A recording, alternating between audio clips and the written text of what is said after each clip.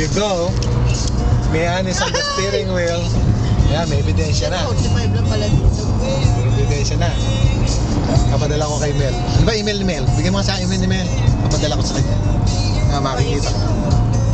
Yay! Siya ang nasa steering wheel. Sosyal. O, yan ang patunay. Nandiyan sa likod. Oh. Concentrate ka sa driving mo ha. Mabagal yan. 47 lang. 45 lang nga ito eh. Oh, tamo, nilalagpasan ka na.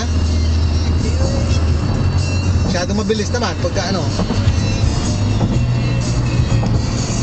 Ayan, ang utol yun, sosyal. Naka-sports car pa. 55 lang pala. 55 na.